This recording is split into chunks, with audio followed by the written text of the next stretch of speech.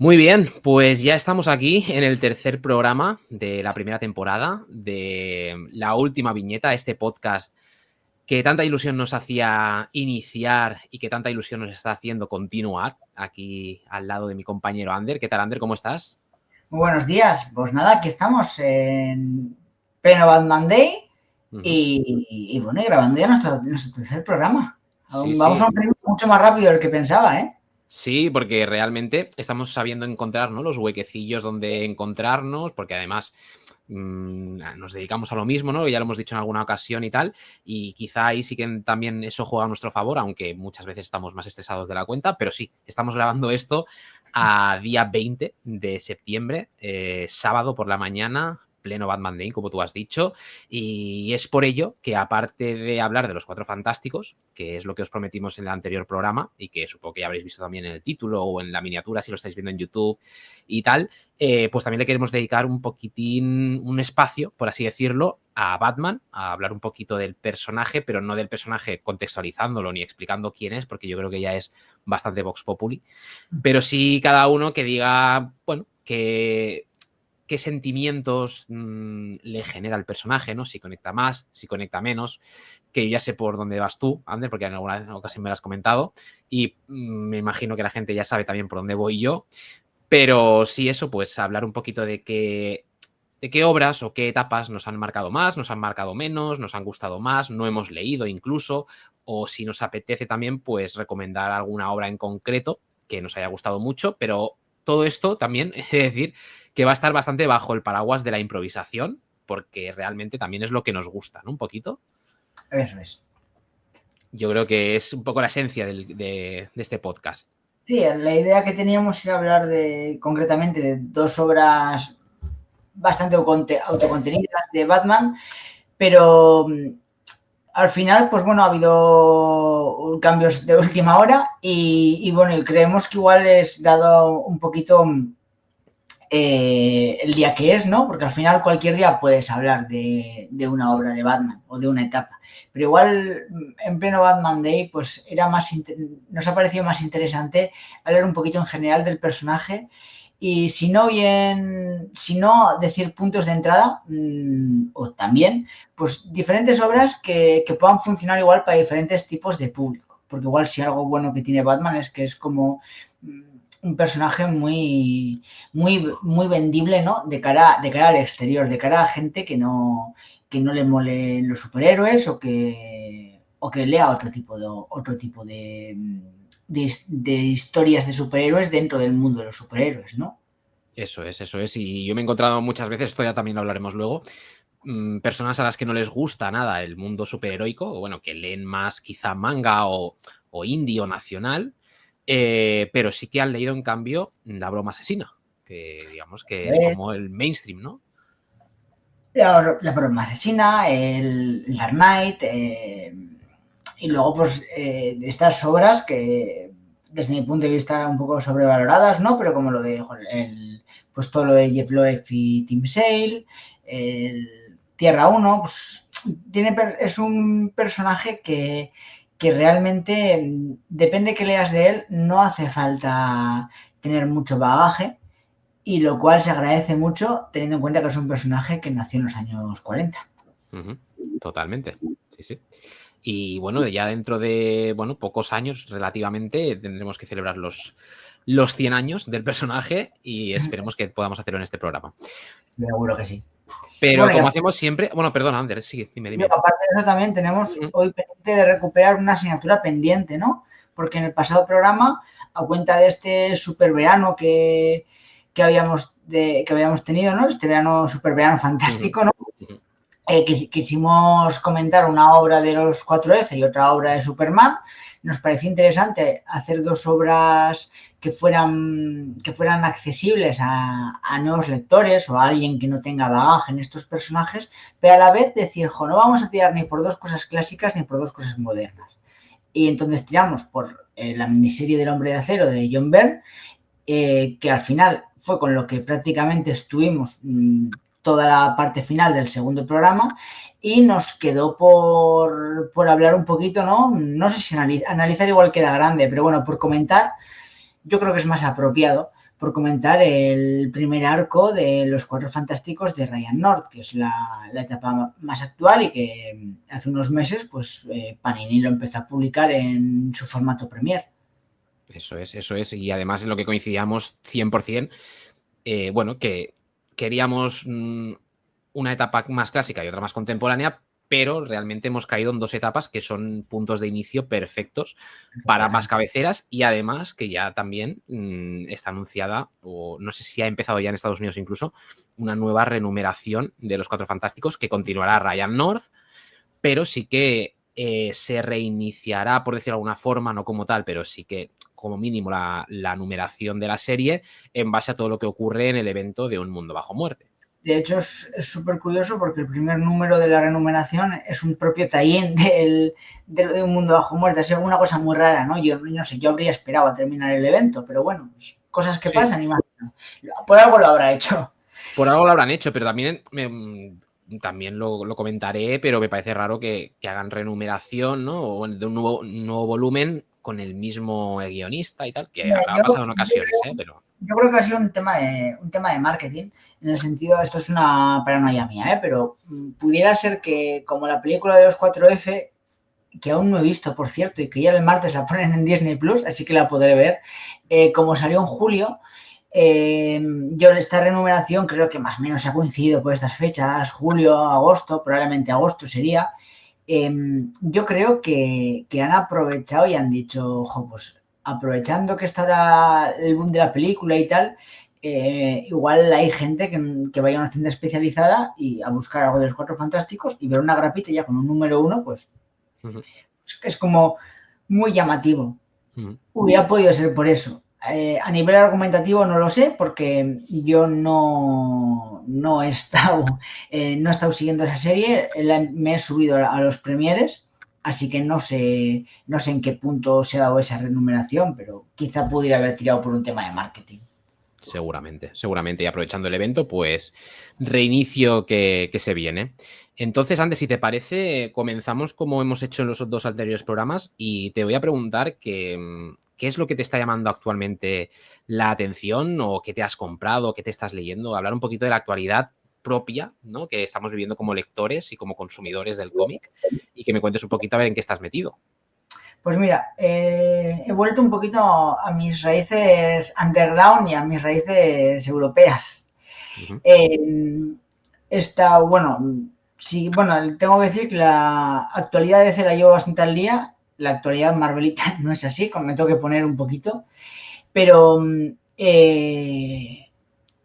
pues el otro día pues la chica con la que estoy saliendo ahora me dejó un fanzine de estos autopublicados y tal. Pasa que estaba como encuadernado así, ¿no? Que eran, bueno, te hablaba de un personaje, ¿no? Que es una celadora que es vampira, que trabaja en Osakidecha. Osakidecha, para quien no lo sepa, es ¿cómo se llama, no? El Servicio Público de Salud aquí en Euskadi. Y bueno, pues un fanzine es muy político, muy izquierdoso, muy tal, pero que cae mucho en el meme, en el humor. Hacía mucho que no leía esas historias y bueno, pues ha sido como, joder, lo vi, estaba en su casa, lo vi y le dije, oye, ¿esto lo has leído? Tal, sí, me han traído, no sé qué, oye, ¿me lo dejan? Me dice, sí, le he dicho, le he pedido que me lo traigan para que le echaras un vistazo tal y me lo bajé para casa. También le estoy dando mucho jolín, al sello 616 que bueno, de este sello europeo de Bablet y colegas. 619 creo que es, ¿no? No sé por qué siempre digo Yo, 616. yo también lo confundo, supongo que será por los universos Marvel y tal, ¿no? Sí, yo creo que también, sí, 619. El label 619. Que bueno, pues sobre todo ahora mismo lo está llevando mucho Nuevo 9, la mayoría de las publicaciones, pero sé que también D-Books en su momento sacó el de Mutafugas, creo recordar. También está, no sé cómo se llama la obra ahora, pero me la voy a pillar. En noviembre van a sacar también, creo que sale de la mano de Grafito, que es una especie de como Power Rangers, Sí, la pero de Shin Zero creo que se llama. esa. Y estoy ahora con con la de Loba Loca, que es un spin-off de Mutafuka. Mutafuka yo no lo he leído, no sé de qué va, no hace falta en absoluto y es un poco, pues, tiene ese rollo, es europeo, pero ese a la vez tiene mucho rollo indie, mucho rollo manga, se lee súper super ligero, es como, yo siempre digo que es todo este sello del 619 por hacer una comparativa con lo que tenemos, con lo que hay en Estados Unidos, para mí es lo equivalente a editoriales como Boom Studios o IDW en el indie americano, que son como dentro de lo comercial, que es todo, como publicaciones alternativas, ¿no? Como más progres, más dando una visión más fuerte de la mujer, más centrado en mujeres. Y no sé, y estoy súper enganchado a esa mierda. Eso está guay, eso está guay. Yo he de decir que poco he leído de ese sello. Sí que hay cositas que me llaman muchísimo la atención, como puede ser el Low Reader, puede ser el Hokage, que creo que también es del 619, que lo tengo, por cierto, desde marzo y no me lo he leído. Estoy cometiendo ese pecado, que encima lo tengo firmado por el autor, pero no le he hincado el diente. También hay otras obras como esta que va a sacar ahora de Sincero, las de Bablet, ¿no? Son también de... No, Bablet no, de Singelin o Bablet. Bueno, ahora no recuerdo, pero hay algunas así en tamaño grande. ¿Eh? Single is de Bablet, yo creo, ¿no?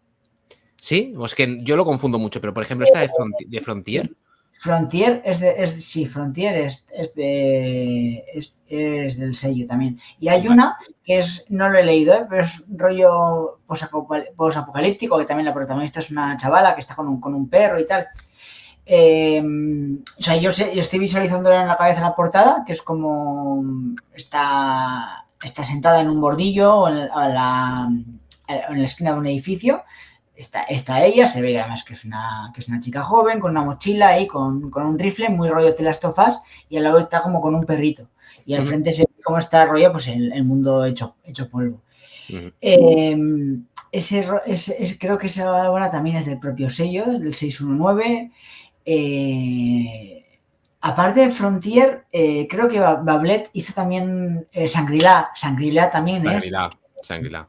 Sí, sí, sí. Todo eso lo tengo muy pendiente porque me llama la atención más que nada por quizá podemos decir que también el FOMO juega un papel importante, pero es cierto que aparte del FOMO sí que, bueno, me he ido documentando en canales, en críticas, en las propias editoriales que lo van sacando, como son Grafito, Nuevo 9 y tal, y oye, que me llama la atención. Hay muchas que me llaman la atención y creo que es un sello, como tú dices, muy innovador, que trata temas que en algunas editoriales quizá no se quieren mojar, más underground, más sociales, ¿no? Por decirlo de alguna forma.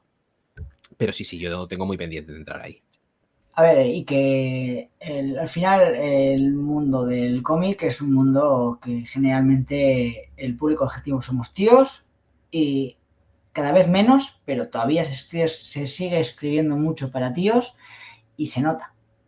Y claro, pues cuando llevas más de 20 años en esta historia, pues buscas otro tipo igual de lecturas o de Claro. mensajes. O sea, no sé tú, a mí me gustan superhéroes como el que más, pero estoy un poquito hasta las pelotas de el machito mazao que, eh, que es súper guay y se libra y sale de todos los problemas porque es súper listo, porque es súper espabilado y porque es súper fuerte. Pues estoy un Sí. poquito también hasta el gorro de todo eso. Lleva razón, pero también yo estoy notando que, ya te digo que esto también da para un programa, que para mí la esencia del cómic también es bastante underground y, o sea, la esencia del cómic como arte, ¿eh? Claro. Y yo noto que cada vez, aunque sean cómics de superhéroes, cada vez tienen más crítica social, cada vez tienen más inclusión, que también se agradece, aunque haya gente que no le guste. Pero yo estoy a favor de todo esto, soy defensor, ¿no? De que todo vaya evolucionando, evidentemente, junto a la sociedad. Y que si algo no evoluciona, pues no pasa nada, pero también es algo que se queda un poco en el pasado, también demuestra que todo está avanzando. A ver, Entonces, tiene que haber lecturas para todos los gustos. O sea, mientras no sea una lectura ahí que atente con valores éticos, que atente de forma ahí brutal contra un colectivo, no que atente, sino que esté hecho para hacer daño, quiero decir, ¿no? Sí, sí. Mientras entre dentro de una legalidad, digamos, no hay nada de malo. Tiene que haber lecturas para todo el mundo. Otra cosa es, pues, bueno, que hay mucha gente que todavía sigue en su nicho hay muchos señoros, ahí no hay que olvidar, y desde aquí lo digo claramente, ¿vale? Porque a veces se nos olvida, hay mucho fascista todavía en el mundo del cómic, hay mucho señoro, porque toda esta gentuza son tíos bueno, pues que sueltan las lindezas que sueltan por redes sociales y por no redes sociales, porque yo en mi librería a veces he oído cosas que tirita. Y bueno, y incluso esa gente, aunque no me estoy conteniendo por ser educado y no decir ninguna palabrota, ¿no? Pero aunque no estés en su propia línea de pensamiento, pues oye, que tenga sus lecturas, está bien, que tenga sus lecturas, que no lloren y que no molesten al resto. Pero igual hay gente que queremos otro tipo de lecturas.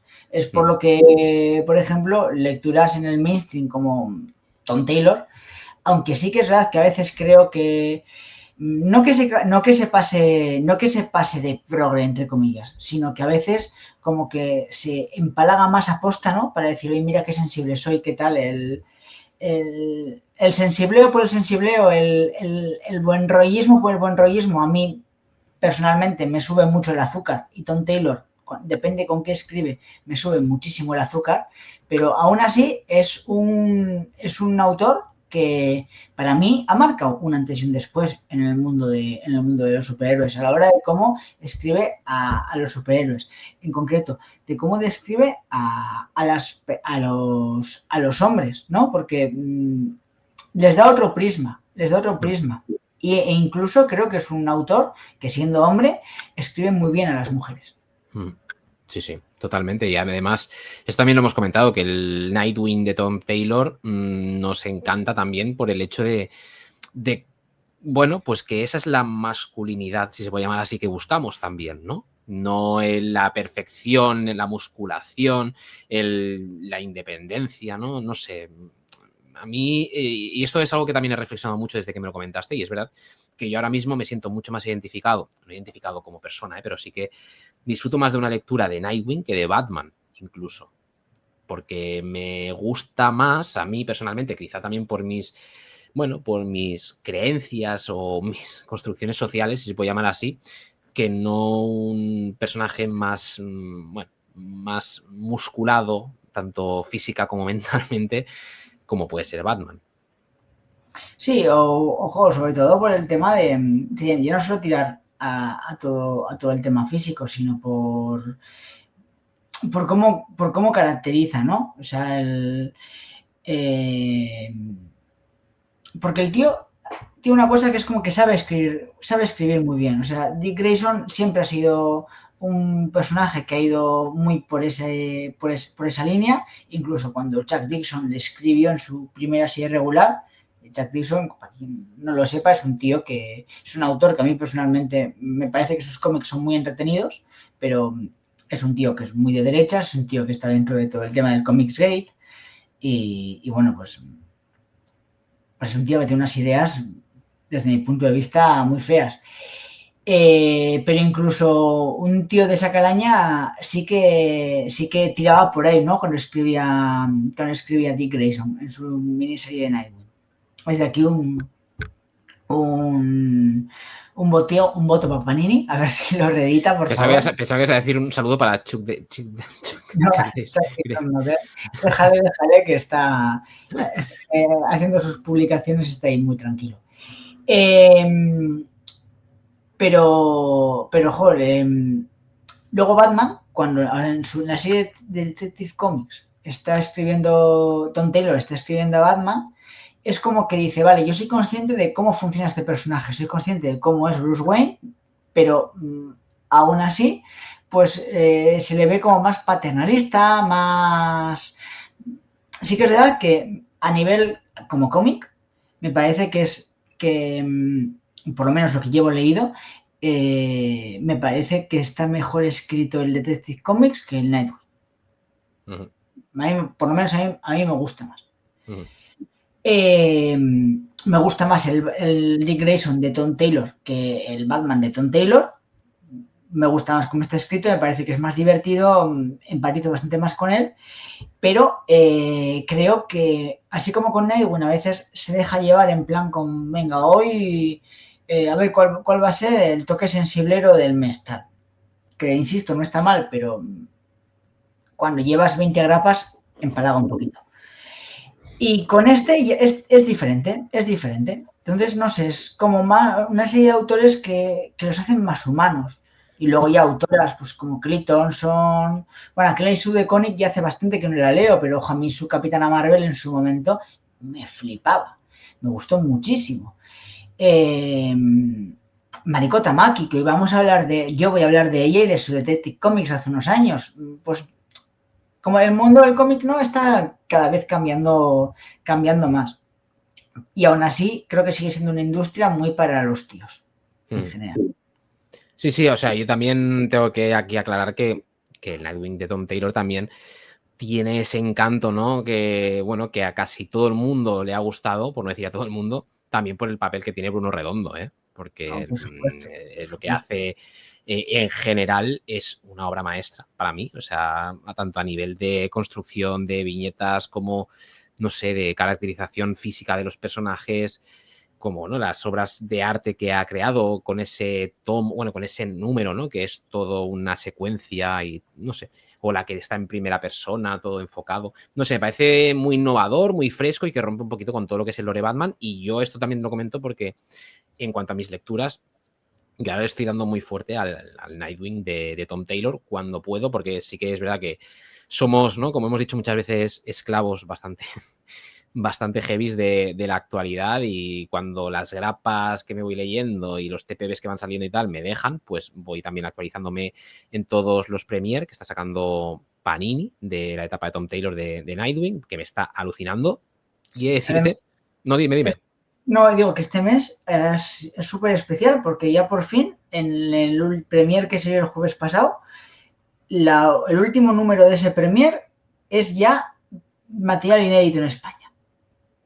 Porque ya fue Entonces, cuando todo lo de CC, ¿no? claro, yo ya, a partir de ese número, puedo empezar a leer y ya con el Premiere que saquen el mes que viene, pues ya finiquitado mi etapa de Nightwing.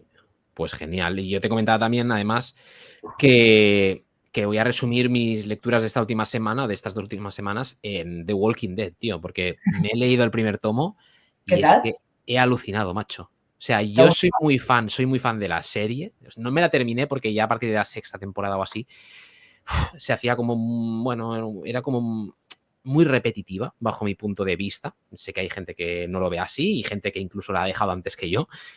Pero es que sí que es verdad que el cómic empieza tal como empieza la serie, pero es que a partir del número, no sé, quizá 10, es que toman 2 caminos completamente distintos y me Bueno, alucina.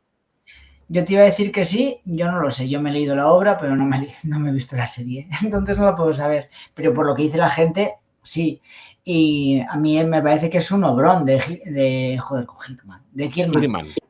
Porque, joder, es un mundo posapocalíptico, es un mundo de zombies, se ha visto 1000 veces, pero las historias no están centradas en el grupito y los problemas que se meten porque van a por suministros y se encierran en no sé dónde y les atacan zombies e infectados. No, no, no.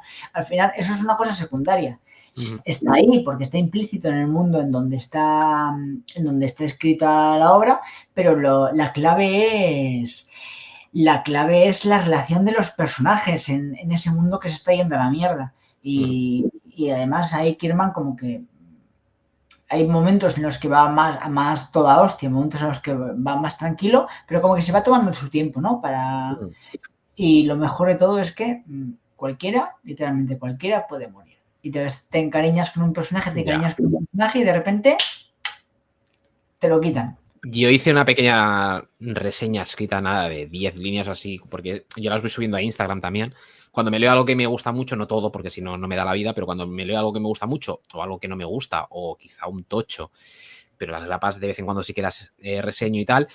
Pero este me llamó mucho la atención porque no me esperaba que fuera tan frenético, porque realmente, claro, tú ves ahí la ristra de números que es de la que se compone esta serie y dices, bueno, es lo que tú dices, que sí, Kirkman se toma su tiempo, pero no hay pausa. O sea, es decir, desarrolla muy bien las relaciones entre los personajes y las personalidades, las desarrolla muy bien en el tiempo, en eso sí que se toma su tiempo, pero es que en cada número pasa algo muy heavy, realmente, o casi cada número pasa algo muy heavy. Entonces yo ahí lo que, en la reseña que comentaba, lo que destaqué mucho, que me encantó, que me gustó mucho en la lectura, es que es un reflejo de la sociedad, bajo mi punto de vista, lo que ocurre con los supervivientes, por así decirlo de alguna forma, dentro de Walking Dead, es un reflejo de cómo la sociedad actúa bajo un momento de crisis. O como, Sí. ya no solo una sociedad en general, sino una pequeña sociedad como puede ser una familia, como puede ser un grupo de amigos. Claro, hay momentos en los que te entra la locura, los rifirrafes entre dos personas que se llevan genial, los instintos de supervivencia, los afanes de poder, ¿no? De decir, yo quiero destacar por encima de este grupo pequeño y liderarlo y los otros no están de acuerdo. No sé, me parece súper chulo. Sí, sí. Sí, estoy de acuerdo. De hecho, en algún momento se podría, cuando tú hayas leído la obra, o yo además así aprovecho y la puedo releer, en algún momento se podría hacer hasta un monográfico de The Walking Dead, porque yo creo que se pueden sacar muchas cosas interesantes de ahí. Mucho, mucho. Y además, sí que coincide en algo con la serie, y es que en la serie televisiva tampoco el centro de la trama no son los zombies. O sea, el centro de la trama es el grupo, ¿no? Cómo se va desarrollando, cómo se van muriendo los integrantes, cómo se van cambiando las relaciones entre ellos. Pero sí que es verdad que es mucho más crudo el cómic que la serie.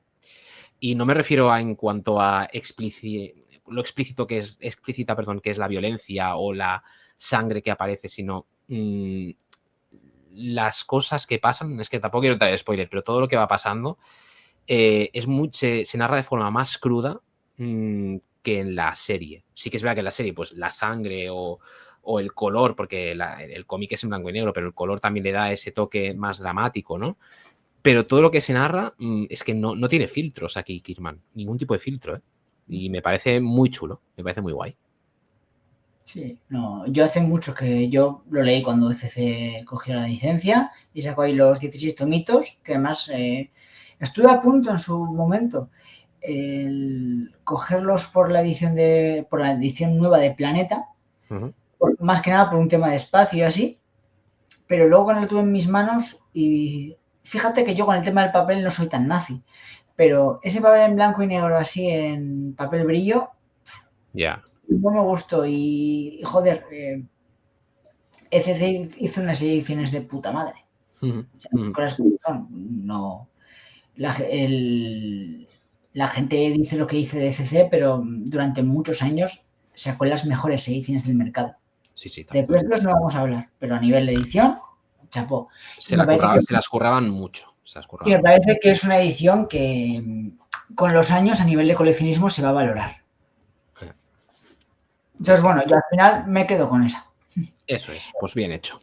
Entonces, has estado leyendo The Walking Dead ahí a tope. Muy, muy a tope. También lo que te digo, me he estado poniendo al día, mejor dicho, en tema grapas que tenía ahí pendientes de Un Mundo Bajo Muerte, del Universo Absolute, de todo, que tenía ahí acumuladas porque en agosto realmente sí que he ido leyendo, pero me lo he tomado más de relax y tenía grapas acumuladas de julio, agosto y los principios de septiembre. Ya más o menos me estoy poniendo al día, pero me he basado sobre todo en The Walking Dead, un poquito de manga y actualización de series. O sea que bien, bien. Lo estoy disfrutando bastante, sí. Por lo general, sí. Bueno, me alegro, me alegro. ¿Te Pues parece, Ander, que pasemos a lo de Cuatro Fantásticos? claro, por supuesto. Sí. Pues venga. Lo volvemos a poner un poco en contexto para remarcar bien por qué vamos a hablar ahora de los Cuatro Fantásticos. En concreto vamos a hablar de la etapa, bueno, del inicio, mejor dicho, de la Eso. etapa de Ryan North al frente de los 4F. que ahora se está recopilando, bueno, se está empezando también a recopilar en premiers por parte de Panini. Ya sabéis, este formato en tapa blanda, así modo revista, que digamos que la calidad no es excelsa, ni mucho menos, pero sí que es un formato muy cómodo para leer, porque Es un además formato de consumo y es un formato barato. Está Sí, bien. sí, eso sí, ¿ves? Eso también hay que reconocerlo, que es un formato barato, es un formato cómodo. Repito, no es un formato que a lo mejor te va a durar 30 años en la estantería, pero es que tampoco quizá tenemos que buscar eso siempre. Y también hay que decir que a mí que esto ya es un poco off topic, que las portadas sean así más blandurrias, por decirlo de alguna forma, me parece incluso más cómodo que cuando hacen TPBs con las tapas más duras, tío, no sé. Sí, fíjate, me estaba haciendo así un poquito em, spoiler. Antes de empezar a grabar, estaba releyendo así en diagonal, lo he dicho bien, en diagonal, el, el Batman, el Patrones Oscuros, y al fin, pues básicamente es un premier también.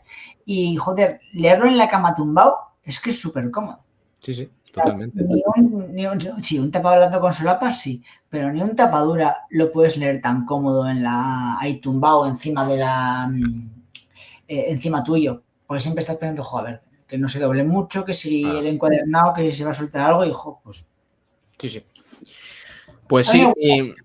es un formato que merece mucho la pena bajo mi punto de vista. Ahora, si quieres en un futuro, pues es lo que yo seguramente haga, que si yo me estoy haciendo la serie esta en Premiere y me gusta mucho, pues seguramente cuando la recopilen en tapa dura, en un Marvel Deluxe, bueno, en varios Marvel Deluxe y tal, y quiero tal, pues o vendo los TPBs y me compro la serie en tapa dura, o me quedo los dos formatos. Claro. Así Yo que, fíjate que cuando en ediciones que tengo ya el Premiere, de repetirlas, me espero siempre al integral. O sea, no el integral. Es que yo fíjate que he sido y soy muy defensor del formato omnibus, pero cada vez me da más pereza, ¿eh? Cuando veo esos tochos tan grandes es como uff. Pero un formato Marvel Héroes, por ejemplo, que viene a ser la mitad de un omnibus. No creo que los Cuatro Fantásticos de Ryan North yo en un momento dado los pudiera... eh, bueno, no lo sé, mira, no lo he leído. Voy a hablar del Daredevil de Chip Zdarsky, por ejemplo, que ese sí que lo he leído. Tengo la segunda parte de la etapa en grapas y en Premiere lo tengo entero, porque ya que empecé a hacerlo dije, me lo hago entero. Me gustó mucho esa etapa.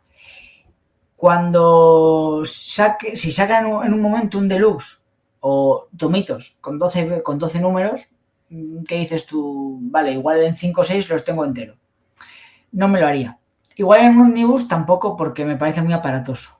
Pero en un formato rollo integral que dices son el Daredevil de Zarsky en Estados Unidos son 2 omnibuses, pues échale que podían ser 4 tomos de 500 y 600 páginas. En ese formato sí que recompraría material que tengo en tapa blanda, pero que me gusta mucho. Que me parece que es un formato intermedio entre la tapa dura finita y el omnibus enorme. eso es. Es un formato intermedio que Y tiene que es más como... calidad que tiene más calidad, pero no es tan incómodo como un ómnibus, ni te da tanta pereza cogerlo. Bueno, lo que estaba comentando es que estaba poniendo en contexto que vamos a hablar de esta etapa porque teníamos pensado hablar en el programa anterior para ponernos también un poquito en situación de todo lo que ha sido la película que ha salido en verano, de este año 2025, pero nos empezamos a enrollar de forma bastante guay, ¿no? Con el tema del Superman de John Byrne y Es que tiene decidimos, muchas cosas. sí, sí, y más que hubiésemos ido hablando, ¿eh? Y más. Sí. Y también veíamos que esta tenía muchas aristas que comentar, ¿no?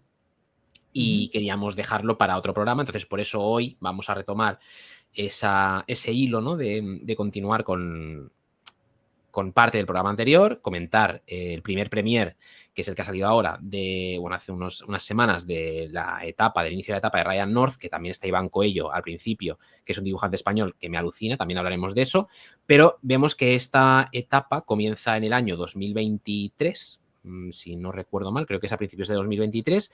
después creo que es post la etapa de Dan Slott, que fue una etapa que bajo mi punto de vista empezó muy bien, pero luego se fue desinflando mucho. Entonces es como que Ryan North empezó con buen pie porque presentaba algo muy novedoso, con unas portadas que muy coloridas, que llaman mucho la atención, que también hacen un papel importante, y yo creo que eso fue lo que le pegó el boom de inicio, porque fue una etapa que me acuerdo yo que esa primera grapa se la compró muchísima gente.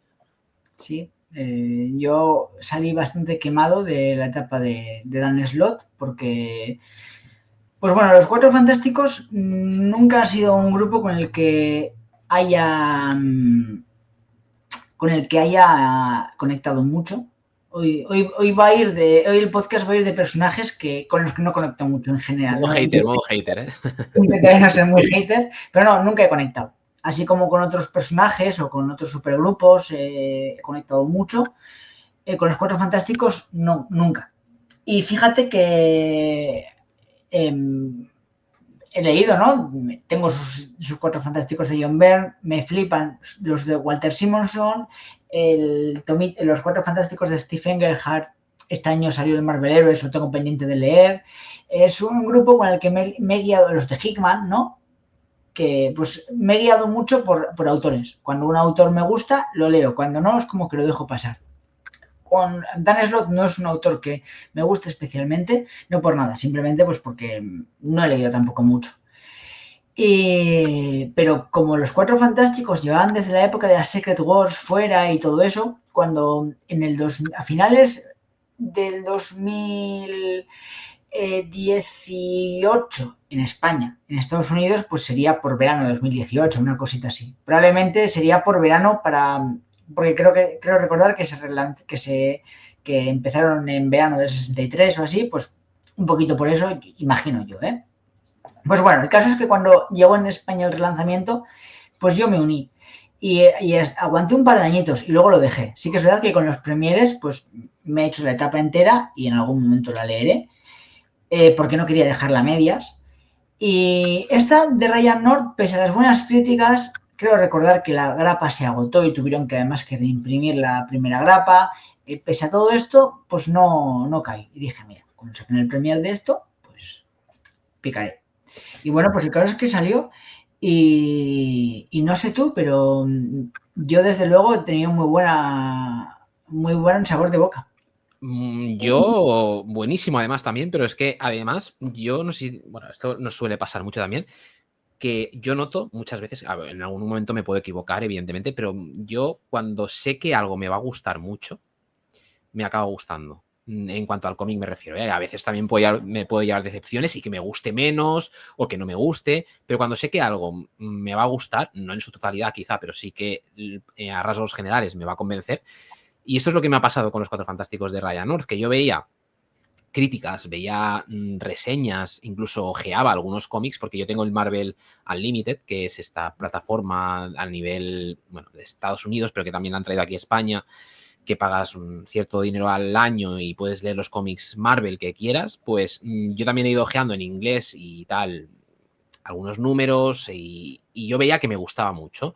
Entonces no dudé ni un momento de comprarme este Premier y me ha pasado lo mismo que a ti, que he tenido una grata sorpresa, pero no ha sido tan sorpresa porque yo ya me imaginaba, no sabía realmente 100% porque eso es imposible, pero sí que me imaginaba que me iba a gustar y es que ha sido así. O sea, lo que he notado en estos primeros 6 números, que son los que recoge este Premier, es que aparte de recoger los 6 números, recoge la esencia de los Cuatro Fantásticos, que son esos números autoconclusivos de pura ciencia ficción, que siguen un hilo conductor, evidentemente, de fondo, pero que en cada uno de los números de 24 páginas hay una historia que contar con un principio, un final, y en los que la ciencia ficción tiene un papel súper importante. Y mira que yo no soy demasiado fan de la ciencia ficción, yo soy muy selectivo con este tipo de obras. A mí los Cuatro Fantásticos me gusta por cómo son los personajes y por cómo están cohesionados, pero muchas veces las temáticas que tocan me sacan un poquito porque no soy especialmente fan de la ciencia ficción,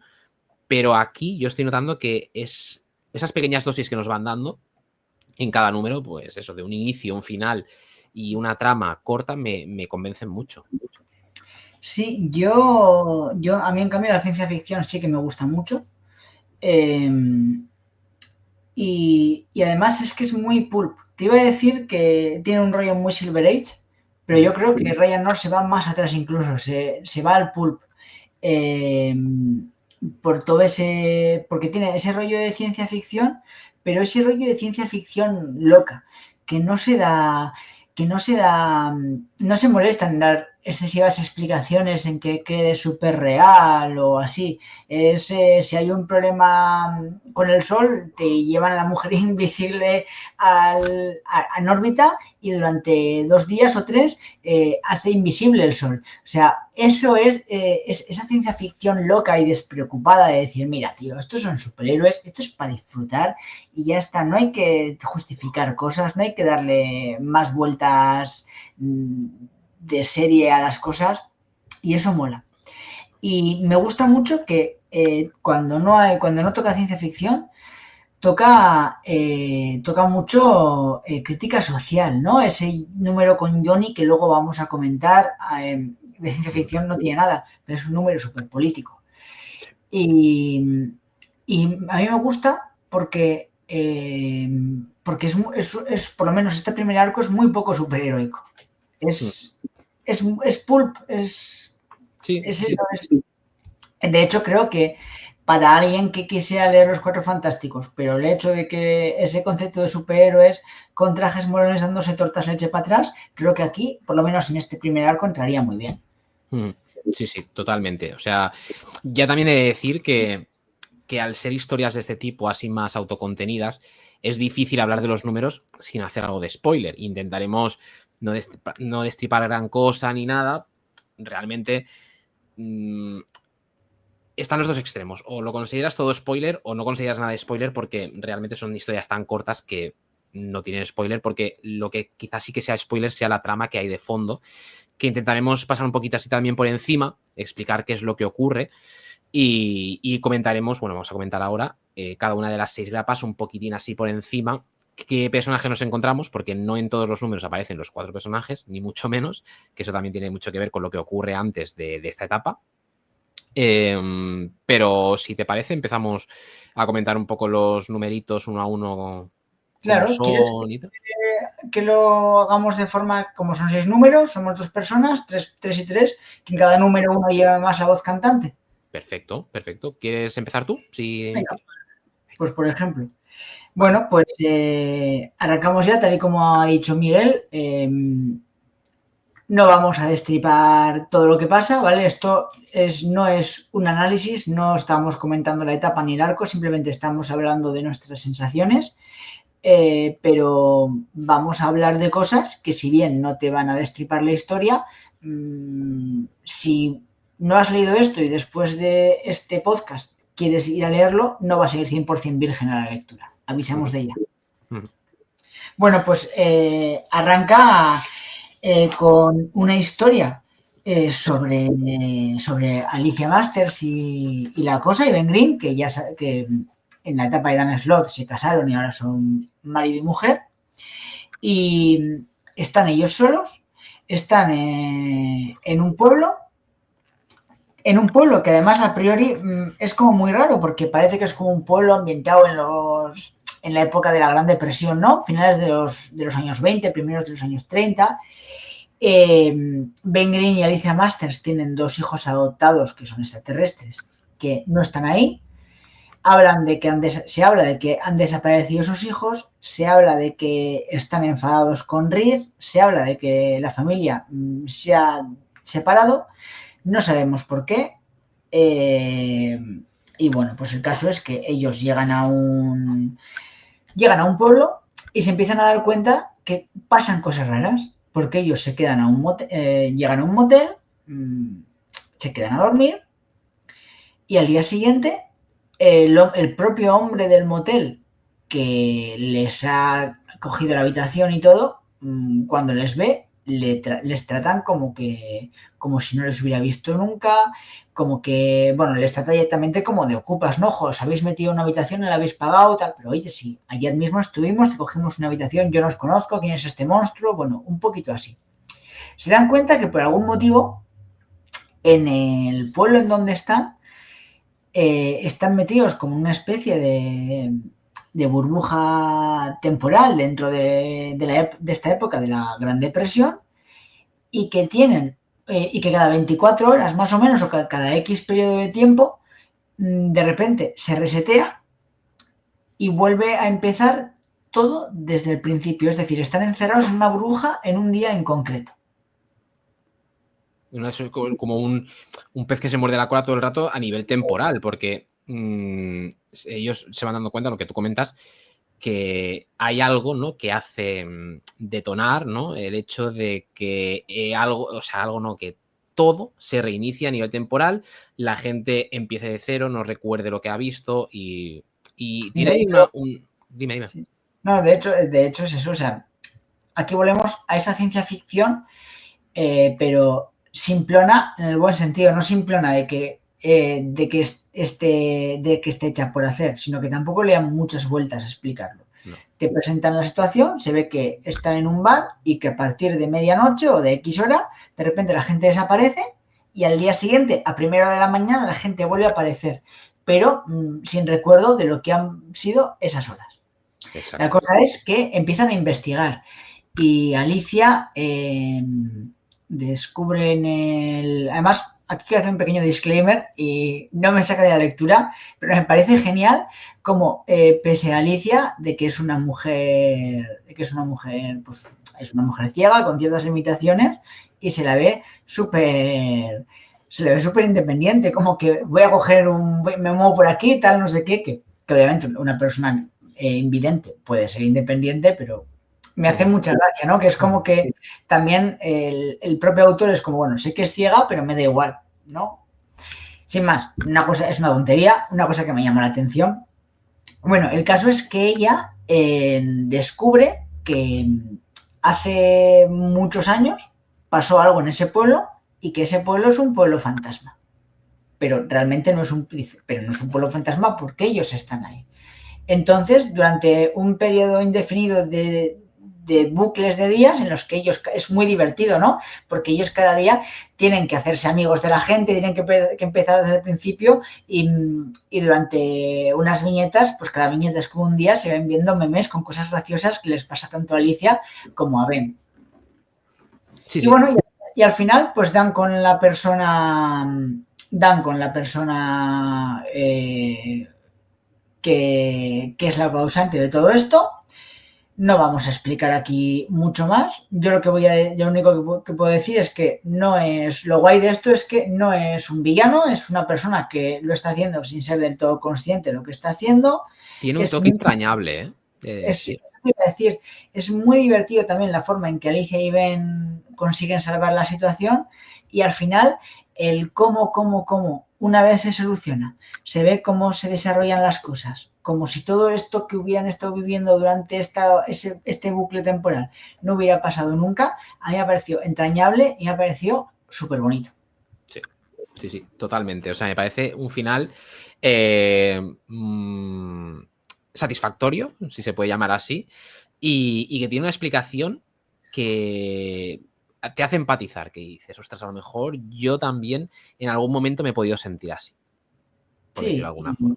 y además también es un poco ahí está también ese mensaje, ¿no? Que frente a ciertas situaciones de la vida que a nivel personal te tocan, pues que lo que hay que hacer es tirar para adelante, ¿no? Eso es, eso es, eso Tirar es. para adelante Y no volver al bucle, ¿no? no anclarte en el pasado, ¿no? Eso es, eso es. Obviamente. O sea, es una metáfora que está súper guay escrita. Sí, O sí. sea, Que detrás de esa ciencia ficción simplona, como tú has comentado, se puede llamar así, hay un mensaje como en los otros números que comentaremos también. eso es. Bueno, yo creo que podemos pasar ya al segundo número, Sí, ¿no? por supuesto. Hemos dicho, bueno, has comentado que en el primero teníamos a Ben y a Alicia, ¿no? Por una parte, separados del resto, por algo que ocurre y que tiene su explicación. Y ahora en este segundo número pasamos a ver a Sue y a Reed por otra parte, haciendo sus cosas. El número empieza con ambos en una especie de bar, restaurante, tomándose un desayuno, no recuerdo si es un desayuno, una hamburguesa, a ver, sí, una hamburguesa, porque lo tengo aquí abierto. Y entonces se dan cuenta, bastante rápido además, porque en la segunda, tercera página ya se ve que toda la población de esa zona, o por lo menos todos los que están dentro de ese local, son muertebots. están relacionados con, no son personas reales, sino que son entes robóticos creados por el Doctor Doom. Eso es. Entonces, también esto le da un toque bastante actualizado a todo lo que es el universo Marvel, porque ahora estamos con todo aquello que tiene que ver con el Doctor Muerte, que está muy de moda por todo también lo del universo cinematográfico y el sello el sello, la cabecera que tiene ahora mismo como evento Marvel, ¿no? De Un Mundo Bajo Muerte. Pero bueno, digamos que aquí el Doctor Doom como tal no aparece, sino que aparecen los Muertebots. Entonces ellos se preocupan, evidentemente, porque piensan, ¿qué está pasando aquí? Son mis enemigos, porque están creados para destruirnos también. También, entonces, ahí empieza una situación de investigación, ¿no? De ver qué está pasando por parte de los dos, por qué hay estos muertebots y tal. Entonces, conocen a una persona, en concreto, que tiene mucha relación, bueno, mejor dicho, tenía en pasado mucha relación con el Doctor Muerte, con el Doctor Doom, antes de convertirse en el villano que es actualmente. Eso es. Conocen a esta persona, hablan con ella les dice que tiene muchos recuerdos de él, de cuando era pequeño, de cuando era estudiante, de que era muy buena persona, de que era también un chico muy inteligente, muy afable y todo, pero descubren también, que esto ya tampoco es spoiler, que esta persona que acaban de conocer también es un muertebot, si se le puede llamar así, pero esta persona lleva varios años o décadas fallecida. Y está como revitalizada gracias al Doctor Muerte, que la ha convertido en muertebot para que nunca, digamos, termine su vida. Y siempre tenerla ahí disponible no disponible como tal para él aprovecharse, sino para saber que sigue viva. Entonces ahí también podemos ver que ese mensaje, ¿no? Relacionado quizá también con todo lo que es el tema de la muerte y el final de la vida y el no querer despedirnos, pues también hay que saber dejar soltar. En esto me refiero a tener conocimiento bastante certero de lo que es el ciclo, ¿no? De la vida, de que hay personas que se van antes, personas que se van después, personas que desgraciadamente se van antes de lo que deberían haberse ido por el ciclo vital. Pero al final, digamos que todo tiene un mensaje muy bonito también, que le da un carácter más humano al Doctor Doom, ¿no? De mostrarlo como es, él como persona, como... Bueno, pues sabemos que también tiene un origen muy peculiar, muy, digamos, muy dramático, ¿no? Desgraciadamente. Y antes de convertirse en lo que se ha convertido, valga la redundancia, pues también tuvo su momento de persona y que tiene sus sentimientos y vínculos con otras personas pues que también han pasado por su vida y que él quiere que sigan viviendo. Sí, es como una imagen también muy, muy humana del villano, ¿no? Como incluso hay personas que valora que a su manera quiere cuidarlas, pero a la vez, bueno, cuidarlas no cuidarla, pero a la vez tiene ese punto creepy y de maníaco, porque no vamos a desvelar qué persona es, pero obviamente los muertebots son las personas que se ocupan de cuidar a esta persona, pero es súper graciosa porque es como su programación primaria es cuidarla, pero su programación secundaria es matar a Red Richards. O sea, incluso unos muertebots creados y dedicados para este fin tienen esa segunda programación de no, tú tienes que cuidar a esta persona, pero si te encuentras a Richards, le matas. Te lo cargas. Sí, es curioso porque hay ese contraste que dices, por una parte súper afable. Define mucho lo que es Doom también, desde mi punto de vista, ¿no? Sí, y también demuestra pues eso de que una mala experiencia, ¿no? O una mala infancia, aquí está expuesto a niveles extremos, ¿eh? Problemas en según qué época o etapa de tu vida pueden provocar que tú te conviertas en una persona u otra también. Eso es. ¿Te parece que pasemos al tercero, Ander? Sí, claro. Bueno, yo creo que el tercero, Miguel, aquí sí que se puede hablar un poquito más concretamente de de lo que trata, o sea, más con spoilers, porque para empezar me parece que es un número muy importante como cómic, como contenido, pero quizás es el más desvinculado a la propia historia general. O sea, creo que por hablar un poquito en concreto de este número, a nadie le va a fastidiar la experiencia de leer este arco. E incluso puede que sea un aliciente para leerlo. Sí, sí, totalmente. Está como algo aislado ahí, ¿no? De la historia, No, pero no queda como un pegote. no. Bueno, el tercer número nos presenta a Johnny, que él vive después lo mismo, se habla de de algo que pasó en Nueva York, pero y que por eso la gente ahora odia o tiene miedo a los 4F, pero ya está, no se le da más importancia. Y Johnny, pues empieza con Johnny, eh, pues deteniendo una catástrofe. Sí, estaba mirando ahora justo si era un villano, no es una catástrofe natural, sin más. Pues como haciendo su papel de héroe de Antorcha Humana, acto seguido vuelve a su casa y ya volvemos también en ese tope naif, un poquito Silver Age, ¿no? Eso de no, pues si a Clark Kent se pone las gafas, no le reconocen. Pues aquí lo mismo, como coge, se tiñe el pelo, se deja un bigote y ya con eso, pues la gente a priori no le reconoce. Que luego también Ryan North va a jugar con esa coña. Bueno, el caso es que Johnny está pasando desapercibido, trabaja en una empresa, lo que podría ser un rollo MediaMarkt o así, vendiendo productos. Vendo productos. No, yo entiendo que son un poquito electrónicos, un poquito así de ese estilo. Eso no es importante. Utiliza los números para caracterizar muy bien a Johnny, ese tío que es ese adulto inmaduro, ¿no? Despreocupado, que se nota que no da un palo al agua en su vida porque llega tarde a trabajar, le echan la bronca, tal, no sé qué. Y bueno, pues el dueño de la empresa es un mafiosillo que en los primeros años de actividad superheroica de Johnny, además, aquí está muy bien porque juega mucho con la continuidad y con la continuidad editorial, porque en la época en la que la Antorcha Humana tenía su propio serial, tengo aquí el Marvel Limited, el de Strange Tales. Pues no sé si en la grapa original saldría esa historia o no, pero bueno, en esa época él pues humilla a un mafioso y ese mafioso a día de hoy es el que tiene la empresa y es un tío que explota a sus empleados. Ya empezamos aquí con todo el tema político de cómo está del gran empresario que hace dinero a costa eh, pues de explotar al obrero, ¿no? O la persona que trabaja para la empresa. Y cómo, pues, Johnny pide que se organicen, que se quejen, y cómo la gente, pues, también tiene miedo, ¿no? Y todo eso.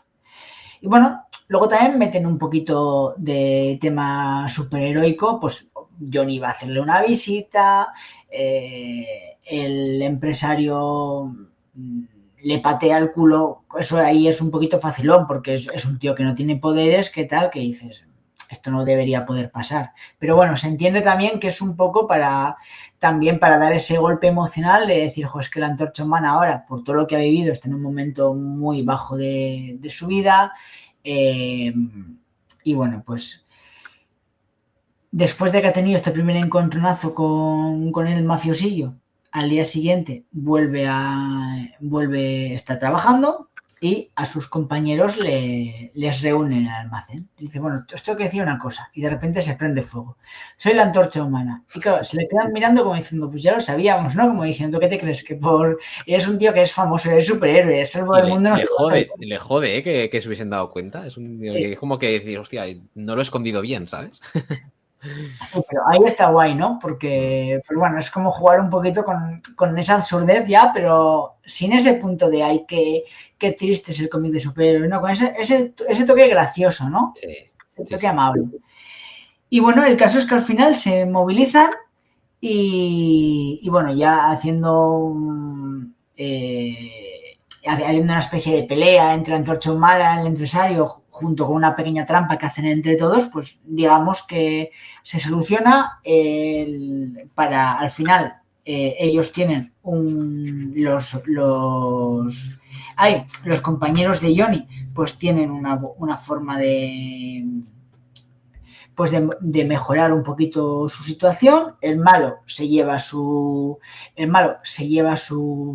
merecido y el número termina como Johnny pues recibe un número de una llamada del número de su hermana, citándola a que se junte con ella y con Riz, y es donde nos va a llevar la tercera grapa. A mí es una grapa que, y a mí es la grapa que más me ha gustado, porque es muy raro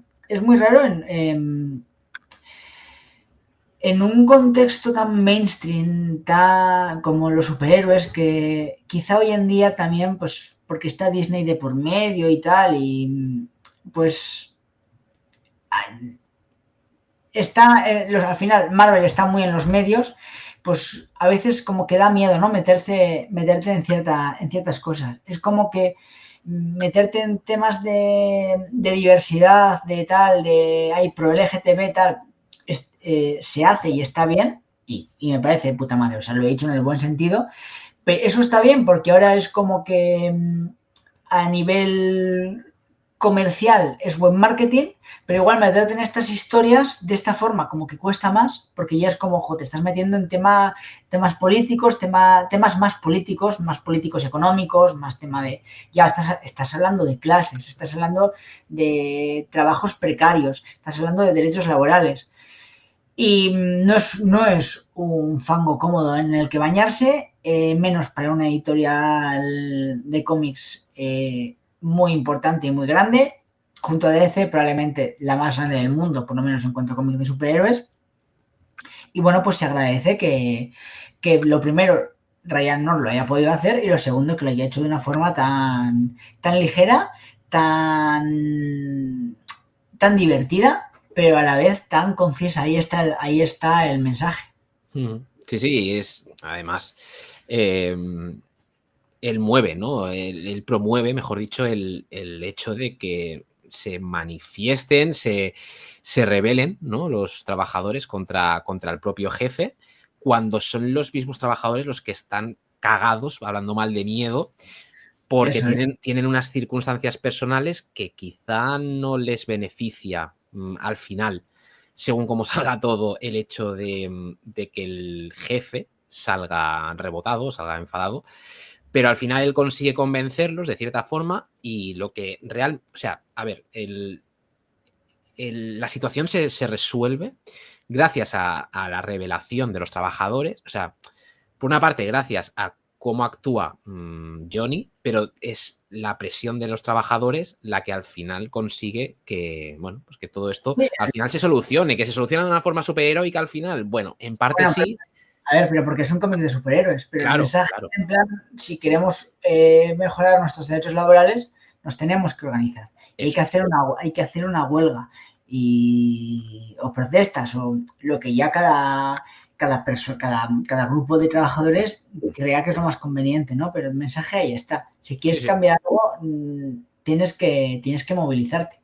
Eso es, no basta con llevar una pancarta, una pulserita, sino que tienes que moverte también realmente. Pues como comentabas, yo te voy a coger el testigo ahora para comentar la cuarta grapa, y es que en la última página de la tercera, que es la que tú has comentado, aparece esa imagen de Sue y Reed llamando a Johnny diciendo que necesitan, mejor dicho, que se reúnan los tres porque se han encontrado con algo en medio de la calle, ¿no? Que es como una mega cúpula en medio de, bueno, de lo que es, no sé si es exactamente un bosque o una carretera y tal, pero una carretera estoy viendo ahora, sí, porque no lo recordaba, pero lo estoy consultando, pero sí que se han encontrado con un pedazo de cúpula enorme, y la característica principal que tiene esta cúpula es que el material que parece que la recubre es la piel, o la piel, si se le puede llamar de esta forma, es la textura de la cosa, ¿no? De Ben. Entonces se imaginan, evidentemente, que Ben está en problemas, entonces por eso han llamado a Johnny para que se reúnan y poder ver, por lo menos investigar qué es lo que pasa.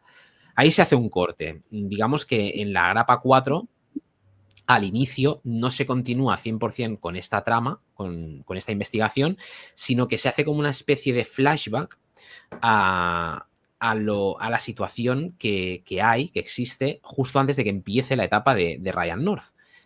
Y nos hace bastante contextualización. Aquí sí que intentaré no entrar en spoilers. Nos hace una contextualización bastante importante de por qué los 4, bueno, sí, los 4 en este caso, 5 si contamos a Alicia, están separados. Porque Ben y Alicia están por un lado, porque Sue y Reed están por otro y porque Johnny está por un camino distinto. Cada uno está en un lugar haciendo su vida y tal. Y entonces aquí en el inicio de esta cuarta grapa nos explican por qué ocurre esto. Y es, resumiéndolo mucho, para eso, para no entrar en spoilers ni destripar demasiado la trama, porque se encuentran al lado del edificio Baxter, en cierto momento, luchando contra una serie de enemigos. Los hijos de Ben y Alicia, junto a otros, están dentro del edificio Baxter resguardados para que no les ocurran, bueno, no se vean afectados por lo que está ocurriendo fuera, que es esta lucha descomunal que están teniendo a lo Cuatro Fantásticos totalmente, con mucha acción, mucha violencia dentro de lo que cabe, evidentemente. Entonces ellos están ahí resguardados y en cierto momento, como pasa en muchas ocasiones dentro de las tramas de los Cuatro Fantásticos, es que a Reed Richards se le ilumina, digamos, le viene a la cabeza cómo puede alejar este peligro, ¿no?, del edificio Baxter, y es creando una especie de vacío que absorbe al edificio Baxter y que lo transporta en el tiempo. Es que esto es bastante complejo. Ryan North lo explica muy bien, de verdad se entiende a la perfección, porque lo explica genial, pero sí que es bastante complejo de explicar. Esto ya no es tema simplón, eso es verdad. No, esto es una especie de viaje temporal. Perfectamente. Sí, totalmente. Es como que el edificio desaparece con todo lo que hay dentro y aparece al cabo de un año, pero para los que están dentro no ha pasado ese año. Entonces, es un tema bastante complicado. Lo he explicado muy simplón, no es tan simplón. Pero ¿qué ocurre? Que esto conlleva que Ben y Alicia vayan a estar un año sin ver a sus hijos cuando la vida está pasando realmente. Entonces, todo lo que ellos están viviendo está ocurriendo, pasa el año, pero con los hijos de Ben y Alicia, no. Viene a ser como si, por ejemplo, nosotros de repente nos fuéramos a la cama y mañana nos despertáramos el 21 de septiembre de 2026. Eso ¿Qué es. dices tú? Para mí no ha pasado tiempo, no tengo esa sensación de pasar el tiempo, pero el mundo ha seguido adelante. Claro. Y ahí también se ve mucho la personalidad esa científica de Reed Richards, ¿no? Que a veces roza mucho la villanía de el decirle, pero claro, le dice a Alicia, ¿les has hecho eso a nuestros hijos? Dice, bueno, pues es que había que salvarlo. Decía, pero voy a estar un año sin ver a mis hijos. Y entonces le dice, no te preocupes, porque para ellos es como si no hubiera pasado el tiempo. Le dice, ya, ¿y yo qué? ¿Y yo qué? O sea, es esa, a veces, falta de empatía de Richards, no por mala persona, sino porque es quizás excesivamente científico. Sí, también porque yo creo que también, esto se ve en la película además, no esta situación evidentemente, pero hay una situación concreta que no te digo para que la descubras tú, pero sí, sí. Hay una situación concreta en la que Reed Richards también se ve en la tesitura, ¿no?, en esa presión de decir, vale, salvo a según qué gente perjudicando a otra o me quedo tal cual, no hago nada para que la... Es como que si salva a unas personas, otras van a salir perjudicadas, pero las perjudicadas también las puede salvar, pero entonces las que puede salvar no las salva.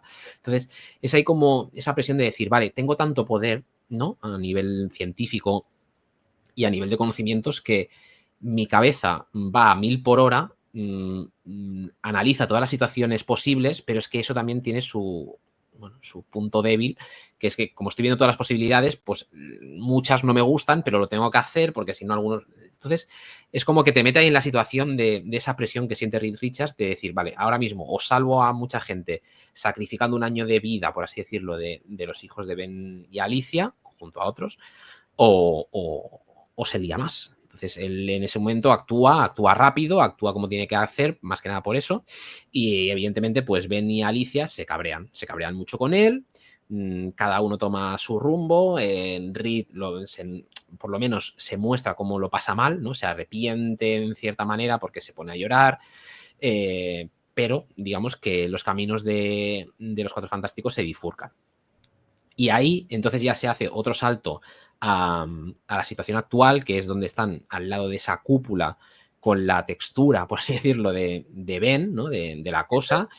Investigan y ven que dentro de esa cúpula están Ben y Alicia en dos especies de... que me recuerdan a dos testículos, tío, lo siento mucho, pero es que parecen dos testículos. Sí, como dos, la cúpula en sí es un parásito extraterrestre. Eso es. Pero están como... dentro de la cúpula están como colgados dentro de dos recipientes, ¿no? Que parecen, ya te digo, dos testículos, pero no son dos testículos, evidentemente. Entonces ahí ya sí que Reed, Sue y Johnny tienen que luchar para liberarlos y acaba ocurriendo, ¿no? Acaban reencontrándose los cuatro y los cinco en este caso. Acaban reencontrándose y volvemos a lo mismo. No hay una gran pelea. No, de repente no sale el bicho. Simplemente es una excusa argumental porque tanto ven, es un parásito que se alimenta como de emociones. ¿Y cuáles son las emociones más intensas? Las más traumáticas. Entonces, esa cúpula lo que hace es buscar un recuerdo traumático, en este caso, la explicación que dan es porque es el recuerdo traumático más reciente, el incidente de Nueva York.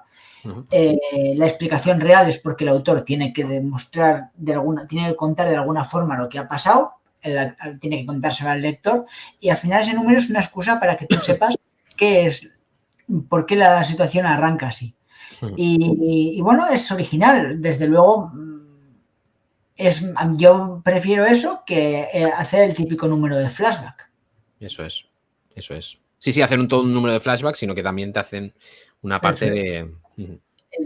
Pues por un lado están Johnny, Reed y Sue, pues viendo cómo pueden entrar a la cúpula, viendo cómo pueden, pues gestionar la situación y cómo pueden solventarla. Y a la vez, pues pasas las páginas, tienes un par de páginas de ellos, las siguientes dos páginas es un poquito recordándote el incidente que han tenido y bueno, pues es una forma en que te ponen un poquito al día de la situación. Eso es. Y entonces ya está ese reencuentro, ¿no? Emotivo, que por una parte juega un papel importante el enfado, pero por otra ya se ve como ambos, tanto Ben como Alicia, van entendiendo la situación, ¿no? Y parece que como que se ha enfriado todo un poquito, ¿no? Que ese tiempo de distancia ha ido bien.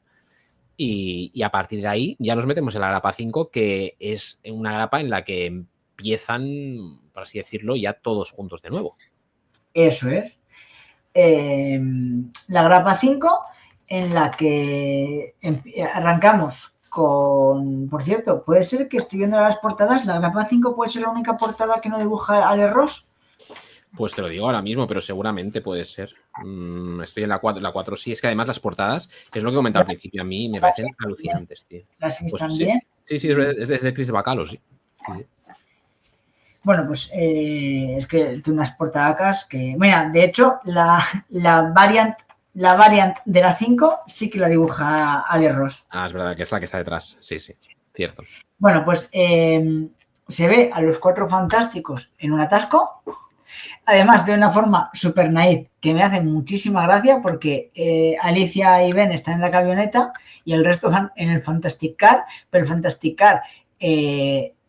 cuando no le ponen el combustible que le tienen que poner y le ponen gasolina, funciona como un coche. Y además me encanta porque la explicación es como súper absurda. ¿Por qué es el Fantastic Car así? No, porque tiene gasolina. Cuando tiene gasolina no puede volar.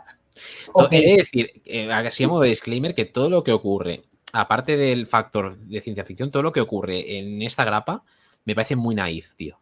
Todo. Sí, es surrealista total. Hay de repente un atasco y se ve que el resultado de ese atasco es porque hay han aparecido unos super villanos, los famosos, las 7 de Harlem que salían, bueno, que adaptaban muy libremente en la serie de Agatha de Disney Plus, pues bueno, es la versión original, ¿no? De estos entes demoníacos con con el jefe de ellos. Entonces los Cuatro Fantásticos van, tienen una pelea súper rápida y súper absurda, es muy divertida, y nada más terminar la pelea, pues la gente empieza como, ¿qué hacéis aquí jodiéndonos? Ha habido la caravana por vuestra culpa, tal, bueno. Que eso es lo que nos puede pasar cada mañana a cualquiera que cogemos el coche para ir a trabajar. Sí. Y bueno, pues los Cuatro Fantásticos es como que vale, pues tragan, pasan, vuelven a su sitio y paran en el típico bar de carretera, pues para comer. Y entonces, cuando están comiendo, se ve que tienen un problema de indigestión. Ellos han estado comiendo y, y todos, excepto Alicia, tienen que ir al baño, pero corriendo. Es en plan como que les baja de repente la comida y es como que se ve que van todos corriendo, tal. Y la cosa es que el villano les ha vuelto del revés por dentro y entonces les hace algo que realmente es una putada que te pase. Y es en plan como que ha dado una vuelta de tuerca a cómo funciona el organismo interno digestivo de ellos y entonces no se van a alimentar. O sea, es decir, ellos tienen hambre, pueden comer, pero nada más lo comen, lo van a echar y no se van a nutrir. Y entonces es cuando ya Riz empieza a decir, bueno, yo calculo que en cuestión de X semanas habremos muerto de hambre, tal, bueno, un poco así. Súper naif, súper absurdo, pero que no te queda ridículo. No es como cuando lees, esto perfectamente podría ser una grapa de los Cuatro Fantásticos de Lee y de Kirby de los años 60, pero perfectamente. Sí, totalmente, totalmente. Lo que pasa es que yo creo que yo con esto he llegado a la conclusión de que el tema de algunas historias de los cómics de los años 60 nos parecen tan naif y tan absurdas, no por el hecho de las propias historias, sino por la forma en que están narradas. Eso es. Sí, sí. Sí, totalmente, con esas expresiones tan exageradas, ¿no? Y tan explicadas, tan detalladas y todo. Pero yo te hago un pequeño inciso porque cuando salen del baño, de haber, bueno, pues hecho sus necesidades, ahí la cosa es... Claro, Alicia le pregunta, ¿todo bien, Ben? Y él dice, sí, cariño, bueno, el estirado, refiriéndose a Reed Richards, ha roto la regla de los lavabos públicos. Va y habla en su cubículo diciendo que ha averiguado, tal cual y tal, pero es como muy graciosa, ¿no? La situación, dándole una banalidad muy chula. Es como es una familia y se nota. Sí, exacto. Sí, es muy familiar. Bueno, el caso es que el fantasticar que debería volar, pero como hay gasolina no vuela, parece ser que con gasolina no puede volar, pero con gasolina su maletero sí que puede ser dimensional. Es como un recurso súper barato, súper absurdo, pero estás tan metido, te lo estás pasando también en la lectura que es que te da igual. Totalmente. Y bueno, ya aquí tampoco hace falta entrar en muchos detalles, simplemente entran, van a la dimensión demoníaca de esta persona, de este villano, se enfrentan a él, Riz da con la forma de arreglar lo que les está pasando a todos, que también es muy naif, porque básicamente es en esa dimensión ellos mismos volverse del revés y salir, pero bueno, no, es divertido y salvan el día y siguen adelante con su viaje, que están yendo, por cierto, a la casa de la tía Petunia, porque ahí es como que está a las afueras, está lejos de Nueva York y es como, bueno, ahora mismo que no somos muy populares, mientras damos un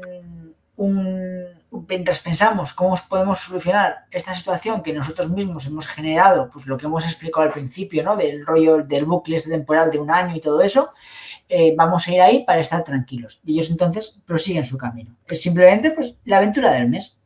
Eso es. Eso es. Y ya digo yo que quizá para mí esta es la que más me ha gustado de Grappa. La de Johnny está muy bien, pero esta es la que más buen rollo me ha dado, ¿sabes? Sí. A mí, la que más me ha gustado después de la de Johnny es la última. Sí, ¿no? La que vamos a comentar ahora, porque también empalma la quinta con la sexta, porque vemos que en la última página, las 4 últimas viñetas de la última página de la quinta, que es la que tú has comentado, vemos cómo ha quedado un resto de la otra dimensión, ¿no? En el mundo nuestro, en el mundo, bueno, en el mundo de los Cuatro Fantásticos, y ese resto lo coge, exacto, de la Tierra, y ese resto hace, bueno, contamina a un pájaro que se posa en él. Entramos, de repente soy yo, o estamos entrando en cositas ecologistas también. Eso es lo que yo quería decir. Hemos pasado por derechos del trabajador, derechos sociales, metáforas de la vida, ¿no? También filosóficas. Ahora pasamos a un número que es completamente ecologista 100%, tío, porque, digamos, hay una sustancia muy nociva, extremadamente nociva, en este caso también, que hace que un pájaro esté contaminado, ese pájaro se va a un lago y contamina todo el lago y se genera un caos tremendo, porque justo están los Cuatro Fantásticos junto a Alicia al lado de ese lago y ven cómo está completamente verde el lago, completamente verde, porque justo esa paloma o ese pájaro que ha sido contaminado por esa sustancia ha generado una cadena, ¿no? Que ahora se está expandiendo de forma inevitable por todo el lago, pero esto conlleva que todos los animales que están dentro de ese lago, o sean peces, o sean los animales acuáticos que sean, se contaminen. Si algún ave rapaz coge a un pez de estos y se alimenta de él, se llevará también esa radiación, por decirlo de alguna forma, y es como que todo esto es una cadena que ven, o sea, ven, no ven, sino que todos ven, mejor dicho, que no pueden parar. Entonces, Reed, creo que es Reed que tiene una idea, o no recuerdo bien si es Reed o Johnny, uno de los dos tiene una idea, que la ponen en marcha y funciona, pero funciona momentáneamente. Y dicen, no, necesitamos algo más porque por mucho que intentemos frenarlo, la naturaleza sigue su curso y esto va a ser imposible de encontrar el punto donde pararlo, porque además todo se va ramificando, ¿no? Todo, pues, animales que se comen a otros animales, las plantas que van haciendo la fotosíntesis. Entonces, eso sí que no lo pueden parar y descubren al final que la única forma bastante tajante de que todo se pueda solucionar, o por lo menos intentarlo, es tapar el sol. Evitar que la luz del sol durante cierto tiempo haga su trabajo en las plantas, ¿no? En la fotosíntesis de las plantas, y así frenar el curso de la vida. Tal cual es así. O sea, entonces, ahí ellos tienen ese miedo encima de decir, ostras, ahora la población nos está odiando por todo lo que hemos hecho, por todo lo que hemos liado con el edificio Baxter, con todo este viaje temporal y todo, y ahora solo falta que tapemos el sol durante unas horas o unos días. Eso ya cada uno que lo vea por su parte, porque es cierto tiempo el que tienen que estar tapando el sol, y dicen, y ahora encima vamos a tener que decir que tapamos el sol, se van a cagar en todo y en todos nosotros. Y lo que hacen es ir a mítines, cortar mítines y todo, para anunciar a la población que se ven obligados a tapar el sol, porque si no, la Tierra se va al garete, por decirlo de alguna forma. Esto también genera pues que la población todavía se rebote más con ellos, pero están en esa tesitura que te he comentado antes de o lo hacemos o tenemos que decir adiós a todo el mundo. Y toman una decisión que es tapar el sol. Hay una parte de ellos que se va con el vehículo, ¿no? A tapar lo que es la trayectoria del sol en esa zona, y otros se quedan abajo solucionándolo. Eso se puede decir, pero yo creo que es bastante obvio. ¿Quién va a tapar el sol? Pues Sue. Sí. Van Sue y Johnny. Además, son momentos de hermano-hermana que me parecen bastante entrañables. Y Alicia, Riz y Ben son los que se ocupan un poquito pues de mantener la calma. Ahí también se ve un poquito ese efecto mutante, ¿no? De temidos y odiados, como la gente está ahí, ahora primero la montéis en Nueva York y ahora vais a tapar el sol, tal, no sé qué. Claro. Es un número autocontenido también, porque en el mismo número se soluciona, pero es súper gracioso porque yo tengo aquí, ¿no? Al tercer día eran 3 días. Pues al tercer día están en plan como un tumulto de gente, pues quejándose y tienen carteles en plan, leo tal cual, que se haga la luz, los 4 fascistas, los 4 fracasados, vuelve la luz a los que la luz vuelva y los FF a su casa, pues cosas así, ¿no? Y de repente están como Ben y Riz y Alicia, pues como manteniendo la calma, ya se soluciona, vuelve la luz y claro, se quedan como flipando, en plan, ya está la luz, se ve la siguiente escena, la siguiente viñeta, que ese tumulto de gente se está pirando y es como, pues vale, tenemos lo que queríamos. Y de repente se gira una señora y les dice, no volváis a hacerlo, imbéciles. Es como Sí, súper sí. grande. Es muy gracioso porque además también muestra como un poco la conformidad, ¿no? Que muchas veces tenemos de decir, sí, me rebelo tal, pero cuando consigo lo que quiero, pues ahora, ya no sigo luchando porque algo siga. Yo sé, yo que también le estoy dando esos toques, ¿no? Les estoy buscando esas visiones que también me han provocado los números anteriores, ¿no? Bueno, esos mensajes, ¿no? De la sociedad, de cómo nos comportamos como sociedad y todo. Es curioso, Sí. es gracioso y curioso a la vez. Y bueno, el final sí que tiene ahí un final que a mí desde luego me dan ganas de picar con el siguiente Premier. Sí, totalmente, porque digamos que Yo creo que el final no lo vamos a desvelar, pero la trama de la aventura de la grapa está cerrada, pero se abre un camino nuevo. sí, se abre un camino nuevo que da a pensar, y bueno, ya se sabe, ¿no? Porque la serie ha sido larga, de que sí que va a continuar esta tónica de los números autoconclusivos, pero va a haber ahí una trama muy interesante, inesperada, que yo no me esperaba para nada, que se abre en las 2 últimas páginas. ¿Sabes a qué me ha recordado mucho, salvando las distancias, este Premier? ¿A qué? Yo sé que tú no entraste, pero me ha recordado mucho por el rollo alternativo que es, pese a ser supers, a los primeros números del Inmortal Hulk. Uh-huh. En el sentido de que son superhéroes, porque el contexto en el que se mueven son contextos de superhéroes, se hacen referencia a otros personajes, al universo compartido, pero las tramas van por otro rollo. El Inmortal Hulk iba por ese rollo del terror de la EC y tal, y esto va por lo que hemos dicho, sobre todo por la ciencia ficción, por el pulp y metiéndote pincelitas, pues de tema político, Claro. ecologista, tal. Al final, estos autores nuevos, Ryan, no, bueno, nuevos que por lo menos que ahora mismo están en, no sé si primeras espadas, pero desde luego en el foco, ¿no? Sí, sí. Ryan North, Dennis Camp, incluso Jed McKay también. Es como gente que tiene ideas muy izquierdosas. Ojo, dentro del contexto estadounidense, ¿eh?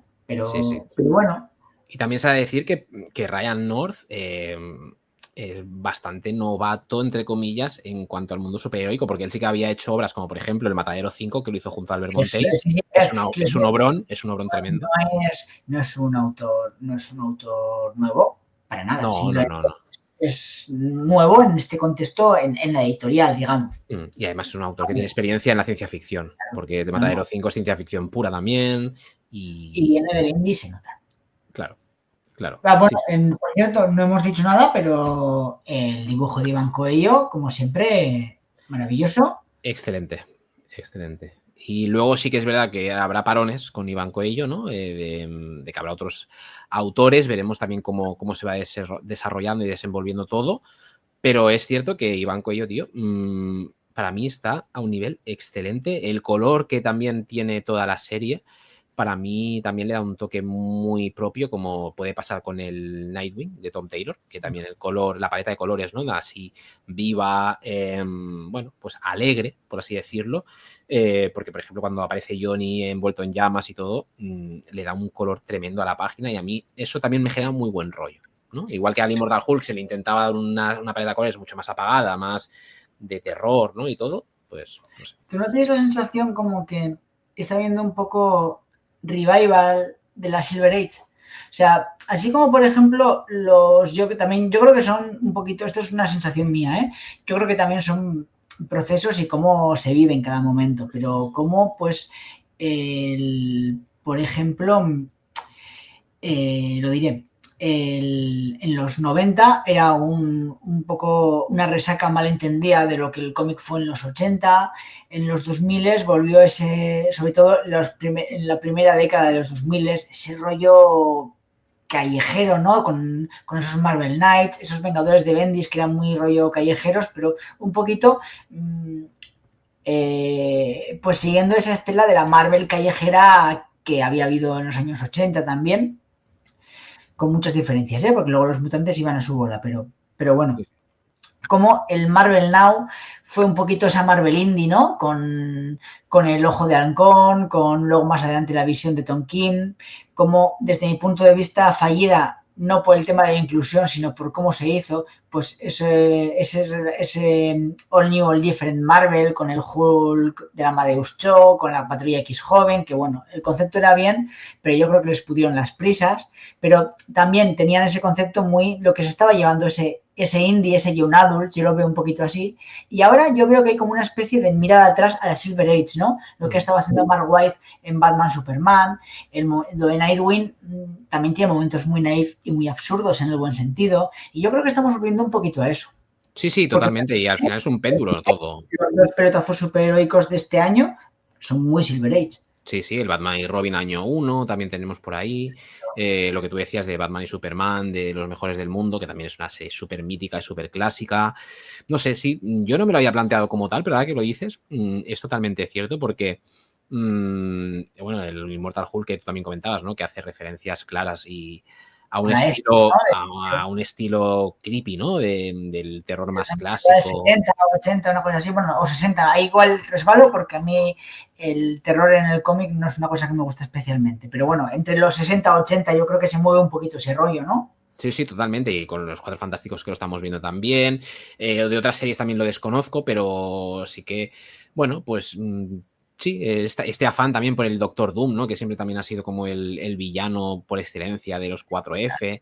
Es cierto, es cierto. Sí, sí. Pues mira, a ver, bienvenido sea y a ver si también vemos un poco el resurgimiento de Marvel de, no sé si las cenizas, no sé si ha llegado a ser cenizas, pero sí que estamos pasando por un momento, yo creo que delicado en cuanto a creatividad, en cuanto a ideas. Yo ya te lo dije el otro día, no sé si lo dijimos grabando el segundo programa o te lo dije por WhatsApp en algún audio, pero en Marvel las dos series que hay buenas, que son para mí los Ultimates y Ultimate Spider-Man, son muy buenas y está muy por encima de la mayoría de las cosas que hay en DC, pero en general es que, muy mal, me aburro. O sea, yo con los mutantes, que soy pro mutante a tope, es que he llegado a un punto en que compro y embolso, porque es como estoy volviendo a los putos 90, que me flipan los 90, pero para eso ya tengo ese pedazo omnibusaco de Oslaut que espero como vamos en noviembre. Pero quiero que me des algo, coño. No me des tampoco esos mutantes deshumanizados de Krakoa y de Hickman, pero dame algo, yo qué sé. Ryan North escribiría muy bien a los mutantes, fíjate. Ujú, ujú. Claro, dame la esencia, ¿no? Quizás, si quieres un poco de esencia de los 90, dámela, pero no me hagas volver del todo a los 90 porque ya para eso me leo lo de los 90 como tal. Para eso ya tengo las grapas de los 90 y las reediciones que voy a tener en los próximos meses. Claro. Y es que la mierda de los 90 es mejor la pseudo mierda noventera que hay ahora actual. Entonces, Sí, claro, sí, pues totalmente. puestos a leer cosas, puestos a meterme en un fango, pues me meto en un fango bueno, que son los 90 y ya está. No en una copia, ¿no? Barata. Realmente. Pero bueno, Batman, ¿no? Ahora vamos a ver, si te parece, le dedicamos 10-15 minutillos a Batman, hablamos un poco cada uno de qué supone para nosotros este personaje, recomendamos algunas obras y totalmente libres porque aquí sí que no tenemos ni guión. Bueno, a ver, el guión que tenemos normalmente tampoco es que sea gran cosa. Yo me apunto por lo menos 4 ideas de las que quiero hablar, pero aquí sí que vamos bastante a pelo. ¿Qué es para ti Batman, Ander? ¿Qué significa para ti? Mira, Batman es un personaje con el que me ha costado muchísimo, muchísimo conectar. De hecho, es un superhéroe que no me gusta. O sea, conecto más con la ambientación y con Batman como vía de contar las historias que con el propio Bruce Wayne.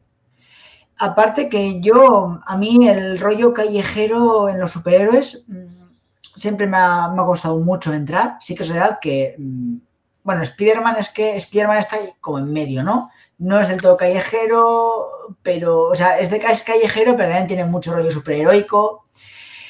Pero Daredevil sí que me gusta mucho desde pequeño, pero ahí hay trampa porque me coincidió el coleccionable de Forum que cogía toda la etapa de Frank Miller y lo de Dennis O'Neil, que se empezó a recopilar ahora y tal. Y entonces, pues bueno, son lecturas que lees de pequeño y tal, pero eh, nunca he seguido mucho a Daredevil más allá de cosas ahí concretas. De hecho, toda la época 2000 era de Brubaker, tal, no sé qué. Yo eso me lo leí por primera vez cuando sacaron los Marvel Sagas hace unos añitos. Siempre he sido más de grupos, mutantes, vengadores, tal, ese rollo. Porque para la calle y tal, pues ya tenía mis cómics indies, noir y todas esas historias. Lo que pasa que, bueno, pues uno al final crece, lo que conoce de los superhéroes ya se le queda muy pequeño y repetitivo y picas en otras cosas. Y yo hace unos añitos, cuando Panini sacó en el 2015, cuando sacó el primer Marvel Heroes del Caballero Luna, pues tenía mucha curiosidad, porque era un personaje que conocía que no me llamaba mucho la atención, pero dije, mira, voy a dar una oportunidad. Y me flipó, me encantó. De hecho, Caballero Luna, ahora mismo en el top 5 de mis personajes Marvel favoritos, está. Dependiendo del día, más arriba o más abajo, pero ahí está. Y a cuenta del Caballero Luna, pues me empecé a acercar a Batman. Yo de Batman sí que había leído pues lo típico, ¿no? La etapa de Grant Morrison, de cuando Planeta empezó con las grapas y tal, pero yo a esa etapa no me acerqué por Batman, me acerqué por Grant Morrison, porque yo ya había leído cositas de Grant Morrison y me molaban y tal. Incluso cuando en la época de Batman Begins, tal, Planeta en el 2000, 2005, 2006, sacó los coleccionables de Batman y tal, que yo en aquel momento pues, era su público objetivo, ni piqué, o sea, fíjate. Pero bueno, ya a cuenta de, según me he ido yendo mayor y he ido picando más también en DC y en otros personajes, pues esto con Batman también leyendo mucho. Y considero que he leído bastante Batman para no ser especialmente fan. Y es un personaje pues, con el que no conecto. Ya de primera las capas me dan mucha pereza. Yo veo una capa y es como, ay Dios mío. Y sé que el Caballero Luna tiene capa, pero en general me dan mucha pereza.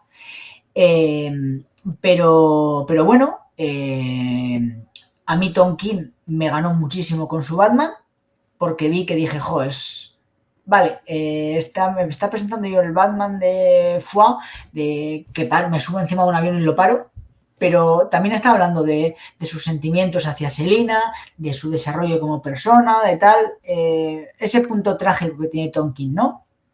Y ahí como que me enganché. Y seguí con Tynion, luego con Chizzarsky y tal.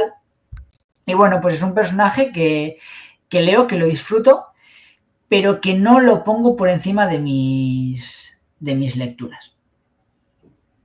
Vale. Me gusta mucho más la Batfamilia, me gustan mucho más los Robin, me gusta mucho más Batwoman, me gusta mucho más la Cazadora, Nightwing, Vale. Catwoman y el propio Batman. Vale, pues hasta aquí hemos llegado, Ander. Encantado de grabar contigo. No, es broma. No, pero te entiendo perfectamente. Te entiendo perfectamente porque yo a medida que voy leyendo también, no solo cómics de Batman, sino de DC en general y del lore Batman, por así decirlo, me doy cuenta de que lo que más me llama la atención del personaje es su ambientación. O sea, no solo ambientación a nivel de la Batcueva, de Gotham, de todo esto, sino de los villanos. Para mí los villanos de Batman, cada uno tiene una personalidad arrolladora, tiene una caracterización brutal, bajo mi punto de vista. A mí me encanta Pingüino, me encanta Dos Caras, me encanta el Acertijo, me gusta, no sé, cada uno tiene como una personalidad muy marcada, tiene una historia, tiene un background muy chulo. Y Batman me mola porque es un personaje que me gusta, es un personaje que no tiene poderes como tal, en principio. Es un personaje oscuro, taciturno, que bueno, que va muy a la suya y eso en según qué momentos de mi vida pues me ha gustado. Pero sí que es verdad que ahora no empatizo demasiado con él y lo veo más como un personaje que a mí me caería mal. Si yo lo conociera en persona, Bruce Wayne, a mí me caería mal. Bueno, no solo conocerlo en persona, sino si existiera y yo supiera de su existencia, me caería mal. Sería una persona que no me gustaría, pero toda la trama noir que conlleva todo lo que es el lore Batman me encanta, tío. Y me gusta mucho y es un personaje que, bueno, pues que tiene sus más y sus menos con la continuidad, con los eventos y tal, pero por lo general me gusta. A mí me gusta mucho. ¿Y qué habías pensado en hablar en general, ¿no? De alguna etapa, alguna obra concreta de Batman que, por ejemplo, te guste en especial o algo que hayas leído últimamente de Batman y que quieras destacar? Sí, mira, yo me había apuntado el Batman Pygmalion, que es esta obra, este arco, bueno, esta serie de números, que son 3 numeritos Sí, que de generan.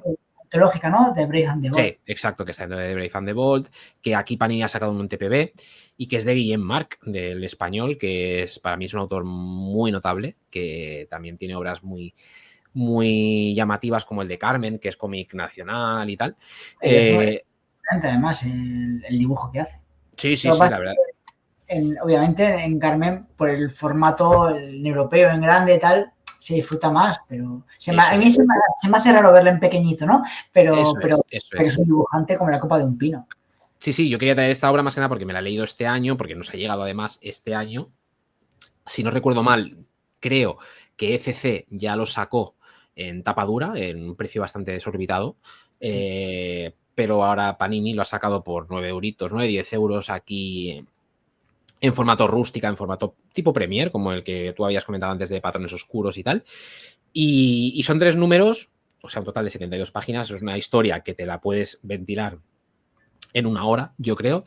Está Guillem March como autor completo, eso conlleva que lleva el guión, el dibujo y el color, o sea que ahí hay libertad total, y se llama Batman Pygmalion porque habla del efecto Pygmalion, que este efecto o este síndrome, si se puede llamar así, si llega a ser síndrome, se basa en que si tú crees que puedes hacer algo, finalmente lo puedes conseguir, o si tú te crees que eres alguien en concreto, puedes convertirte en esa persona. No físicamente, evidentemente, pero sí que los comportamientos, las habilidades incluso, puedes como mínimo parecerte a esa persona. Y entonces aquí entramos en que Batman, lo resumo mucho, Batman se despierta totalmente amnésico en casa de una familia formada por una madre y su hija, y no se acuerda de nada. O sea, él está vestido de Batman, se ve, se despierta, se mira, se ve trajeado como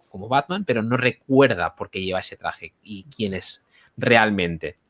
Entonces, todas estas, el desarrollo de todas estas páginas se basa en cómo este Bruce Wayne intenta descubrir quién es, o sea, quién es Batman, por qué él va vestido así, por qué tiene esa fuerza, por qué tiene esos poderes.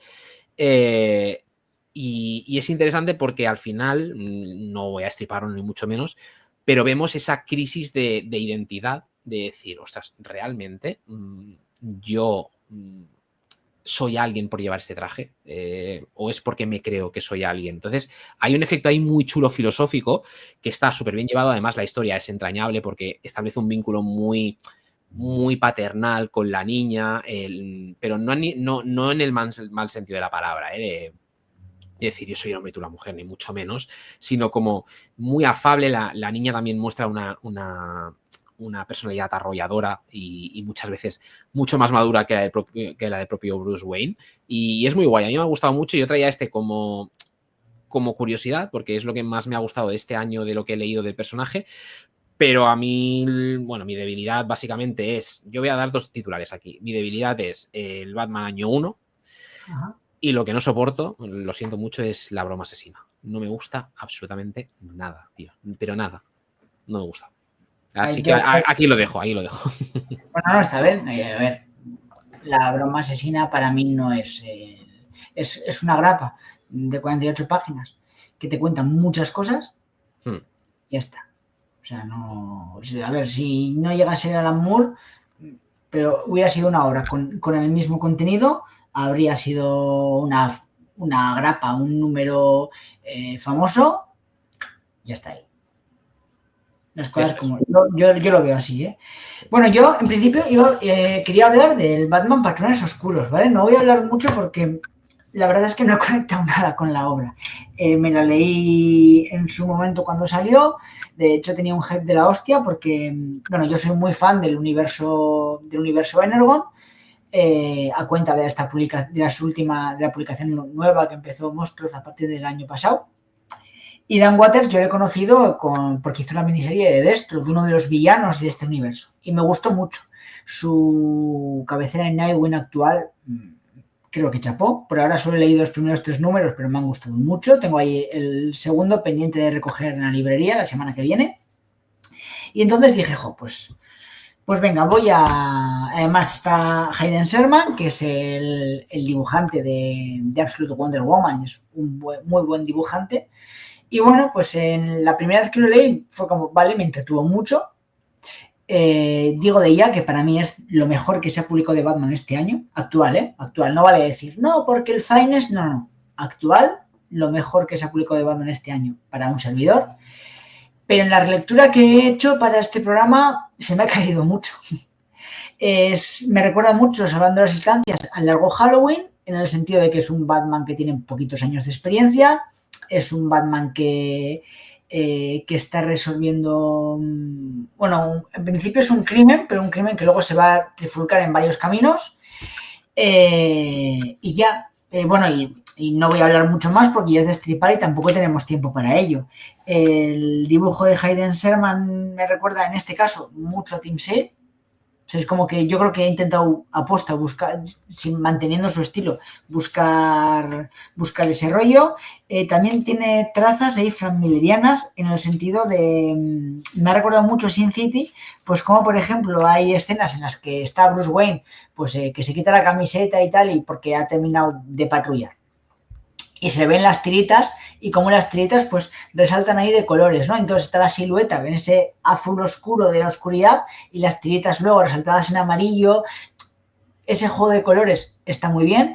Honestamente creo que es una obra que vale más, teniendo en cuenta que Dan Watters me gusta más, o sea, me gusta mucho. Es una obra que me gusta más por el dibujo que por el guión. Pero bueno, no por ello, no por mis propias por mi propia opinión, desmerecerla. A todo el mundo le está flipando. Si a todo el mundo le está flipando y a mí no, doy por hecho que quien tiene un problema, muy entre comillas, soy yo. Y creo que es una obra que en general es muy disfrutable. Pero yo, si en estos últimos años tuviera que decir mi etapa favorita de Batman, te diría que es el Detective Comics de Mariko Tamaki, que ETC lo publicó en 9 tomitos y es una obra que chapó. O sea, porque es un Batman recién salido de todo el rollo de la guerra del Joker. Arruinado. ¿Qué quiere decir? Que no puedo mantener la mansión, pero me puedo mantener un pedazo ático, un pedazo de edificio en el barrio más lujoso de Gotham. Es un Batman que no tiene tantos recursos, pero que para nada es un tío pobre. Pero bueno, no presenta ese Batman tan puto amo, ¿no? Como Tom King o James Tynion, ese Batman pues que parece imparable, es mucho más humano. Y a mí me gusta mucho porque en uno de los arcos finales, en el penúltimo arco, Batman desaparece un poquito de la historia, porque lo que le está pasando pasa en la cabecera principal de Batman, que en aquel momento la tenía James Tynion, y eso está bien que hagan esa cohesión además. Y la historia se centra en Batwoman, en la Batfamilia, es decir, en los dos Robins no, creo, en Batwoman, en Tim Drake, en las Batwomans femeninas, en las Batgirls, sí, bueno, en las Batgirls, y en Nightwing, y en la Cazadora. Y es como han hecho una especie de psiquiátrico que se llama la Torre Arkham, y pasa algo. Y cómo se infiltra, está la cazadora infiltrada como paciente y Batwoman infiltrada como una de las nuevas psiquiatras y como un poquito pues se resuelve esa trama. Es una trama bien larga, creo que eran como 9, 10 números, una cosa así, y me flipó. Y en estos últimos 5 años te diría que es en general, por esa historia en concreto, pero por la etapa en general, la etapa de Batman que yo más he disfrutado. Y desde aquí espero, esta es la etapa que cuando salga en tapa dura no la voy a pillar, pero cuando saquen el ómnibus americano, que en un tomito ahí gordito está entera, ahí sí, ahí voy a pillar. Pues mira. Y es la etapa en la que yo conocí a Dan Mora. Dibujo Toma ya. de Dan Mora.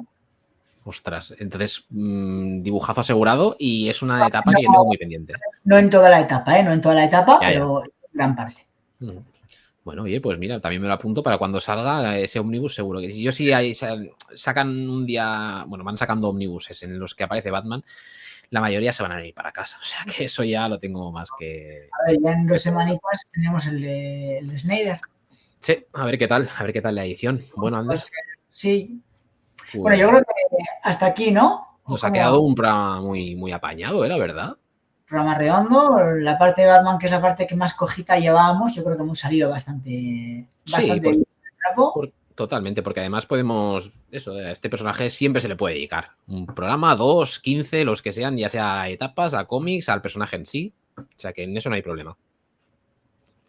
Entonces, Andes, si te parece, como hoy yo he presentado el programa, si quieres te dejo a ti despedirlo y nada, te cedo la palabra. Pues como siempre, un placer pasar estas 2 horitas contigo, Miguel, a los oyentes, esperemos que lo hayáis disfrutado. Desde aquí, pues animaros también a que os suscribáis a los canales de YouTube, de iVoox y de Spotify de La Última Viñeta. También podéis echar un vistazo a nuestros canales de YouTube, Almacén 23 Cómics de Miguel y Cultura de TVO es el mío, aunque el mío está bastante parado, pero Miguel sí que hace bastante contenido semanal y de vez en cuando aparezco yo de invitado en algún directillo además. Y nada, que esperemos que lo hayáis disfrutado mucho.